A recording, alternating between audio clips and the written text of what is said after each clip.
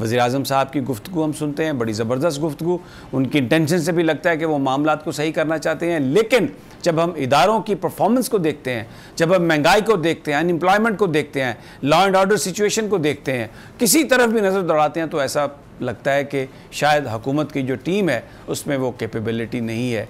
इसका बड़ा गहरा ताल्लुक़ है पाकिस्तान में जो जैसे शुगर की कीमत में जो इजाफ़ा हुआ, उसके हवाले से वज़ीर-ए-आज़म साहब की मैं आपको 2 शॉट पहले सुनाता हूँ, फिर उसके बाद शाहिद असलम साहब हमारे नुमाइंदे हैं, स्पेशल कॉरेस्पॉन्डेंट हैं, बोल के उन्होंने आज एक स्टोरी की है कि कितने दिन हो गए जब से ये तहकीकात शुरू की गई हैं, लेकिन चीनी की कीमत तो अपनी असल प्राइस पर आने को तो छोड़ें, जो उसकी प्राइस ऊपर जा रही है वो उसमें रुकने का नाम ही नहीं ले रही। 115 रुपये किलो अब है और 127 तक ये पहुंच सकती है। क्या कहा था सबसे पहले इमरान खान साहब ने 2018 में कि माफिया ने उनको किस तरीके से मजबूर किया। अब FIA, हम सब ने सुना, FIA ने शुरू कर दी इन्वेस्टिगेशन, शुगर कमीशन बन गया। 560 दिन हो गए हैं, 560 दिन हो गए हैं ये सब चीज़ इनिशिएशन इसकी हुई, और लेकिन अभी तक क्या आपको पता है कि ये स्कैंडल जो है कौन इसमें मुलव्वस है, किसने ये सारी कीमत बढ़ाई, कोई गिरफ्तारी हुई है, कहीं पर किसी को पकड़ा गया है, किसी के खिलाफ मुकदमा चल रहा है कि कोई कहीं पर कोई आपको नज़र आता है 560 डेज़। तो शाहिद असलम साहब बड़े ज़बरदस्त हमारे ये रिपोर्टर हैं लाहौर में, इन्होंने इस पर स्टोरी पर काम किया है और इनके पास बड़ी इम्पॉर्टेंट और इंटरेस्टिंग चीज़ें हैं। ये चीज़ें आपको बताती हैं कि किस तरीके से बड़े लोग जो बच जाते हैं, वज़ीर-ए-आज़म साहब की इंटेंशन होगी, लेकिन FIA है या जो उनके नीचे काम करने वाले लोग हैं वो रिजल्ट वो नहीं दे रहे जो उनको देने चाहिए थे। शाहिद असलम साहब, जनाब बताइए क्या आपकी फाइंडिंग है? समी साहब जी समी साहब, थैंक यू। जैसा कि आप जानते हैं कि ये मामला शुरू हुआ फरवरी 2020 में, जब कीमतें मुसलसल बढ़ रही थी तो वज़ीर-ए-आज़म साहब ने इस पर एक्शन लिया, नोटिस लिया, कमीशन बैठा। कमीशन ने अप्रैल मई में अपनी जो एक डिटेल फाइंडिंग थी वो शेयर की प्राइम मिनिस्टर के साथ, वो उसको कैबिनेट में ले गए। जब कैबिनेट में मामला गया तो कैबिनेट ने कहा इसको पब्लिक कर दें, और साथ ही उसको उन फाइंडिंग में जो रिकमेंडेशन थे उन्होंने कहा कि इसमें क्रिमिनल इन्वेस्टिगेशन जो है इसको स्टार्ट करें। जैसे ही क्रिमिनल इन्वेस्टिगेशन स्टार्ट की FIA ने, तो तब से लेके अभी तक तकरीबन 1.5 साल और 560 दिन से ज़ायद तकरीबन वक्त गुजर चुका है। तो FIA ने रोज़ाना की बुनियाद पे जो है वो दर्जनों लोगों को बुलाते हैं, कभी बैंकर्स आ रहे हैं, कभी SCCP के लोग आ रहे हैं, कभी किसी डिपार्टमेंट के लोग, कभी शुगर मिलों के लोग आ रहे हैं, कभी सट्टा माफिया के लोग आ रहे हैं। तो 1.5 साल में उन्होंने किया क्या है कि 14 FIR की हैं उन्होंने। नवंबर 2020 में उन्होंने पहली FIR की जो शहबाज शरीफ साहब और उनके बेटे हमजा शहबाज वगैरह पे हुई कि इन्होंने जी 25 अरब रुपए की मनी लॉन्ड्रिंग की है। उसके साथ ही उसी रोज़ 14 नवंबर को ही FIR हुई जहांगीर तरीन साहब पे और उनके बेटे पे कि इन्होंने भी तकरीबन 3.5 अरब रुपए के करीब जो है वो मनी लॉन्ड्रिंग की है। अब जैसे ही नवंबर में ये FIR दर्ज हो जाती हैं तो उसके बाद मामला फिर ठप हो जाता है। बिल्कुल उसमें होना तो ये चाहिए था, जो प्रोसेस है, जो कोर्स ऑफ लॉ है कि आप मुल्ज़मान को पकड़ें, उनसे तफ्तीश करें और प्रोसिक्यूट करें उस केस को।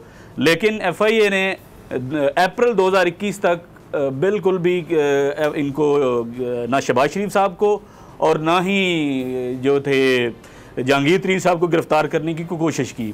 जब FIA ने मार्च के एंड में 2 पर्चे मज़ीद दर्ज किए जहांगीर तरीन साहब पे, तो फिर इनको पहला नोटिस किया तलबी का, तो उन्होंने साथ ही जहांगीर तरीन साहब ने और उनके बेटे ने मुतल्लिका अदालत में वो पेश हुए और उन्होंने बुरी ज़मानत करवा ली।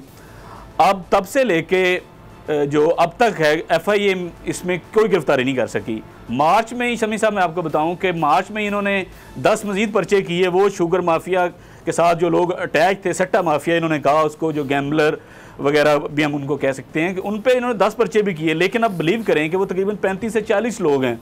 ये इतने बड़े जो शुगर मिल्स मालकान तो दूर की बात है, जिनकी पॉलिटिकल अफिलिएशन भी है, जिनकी कोई पॉलिटिकल बैकिंग है, कोई पार्टी है, कोई ग्रुप है या ग्रोह है, कोई धड़ा है। लेकिन जो माफिया, जो सट्टा के लोग हैं, जो इसमें गैम्बलिंग में इन्वॉल्व हैं, अब बिलीव करें उनमें से किसी एक बंदे को भी FIA अभी तक नहीं पकड़ सकी।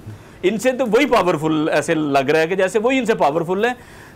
इसमें पॉलिटिकल लोग और जो कारोबारी लोग हैं वो तो दूर की बात है। तो इसका मतलब है शायद इसका मतलब अभी तो ये है, शायद इसका मतलब ये है कि जो वज़ीर-ए-आज़म साहब ने गुफ्तगू की कि हमें सब्सिडी इसलिए देनी पड़ी कि वो जो किसान थे उनको पेमेंट्स रुक जाती, तो वो जो माफिया है वो तो इतना स्ट्रॉन्ग है कि वो जो टीम है प्राइम मिनिस्टर साहब की जो इन चीज़ों को हैंडल कर रही है वो टोटल इसका फेलियर है।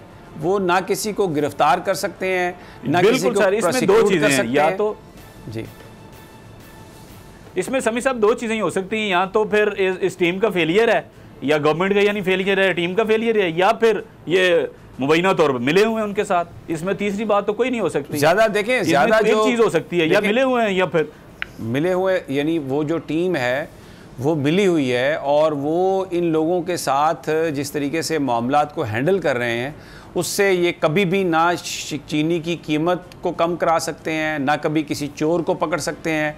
चीनी की कीमत जो है वो बढ़ती जा रही है, तो इसका मतलब तो डेफिनेटली ये है कि इनकेपेबल है। दो तीन चीज़ें हैं जी, बिल्कुल बिल्कुल। इसमें देखें हुआ क्या है, अब मनी लॉन्ड्रिंग के इन्होंने पर्चे तो दर्ज कर दिए। मनी लॉन्ड्रिंग एक बड़ा जो है ये एक मुश्किल टास्क है इन्वेस्टिगेट करना। ये इसमें साबित करना पड़ता है आपको कि एक क्राइम पहले हुआ है और फिर उस क्राइम से जो अमाउंट रिकवर हुई है, जनरेट हुई है, वो किसी अक्यूज ने उसको अपनी किसी लीगल फर्म में या लीगल बिजनेस साबित करना है ना, सीधी सी बात है, साबित करना है। तो they are unable to do that ना, साबित करना नहीं कर सके साहब अली ना। और इसमें एफआईए की लगता है कि कुछ इनकैपेबिलिटी है एफआईए की, क्योंकि ये अब सवाल ये है अलीना, ये बड़ा आपकी बात बिल्कुल आपने सही कहा अलीना। इसमें बड़ी बात ये है कि टीम जो है वो मिली हुई है या उसके वो नाहल है। मेरा नहीं ख्याल कि ये नाहल लोग हैं। मुझे ये लगता है कि ये जो शाहिद बता रहे थे कि वो रोज़ाना कई लोगों को बुलाया जाता है, तो जो भी चक्कर लगा के जाता होगा वो कुछ दे के ही जाता होगा ना।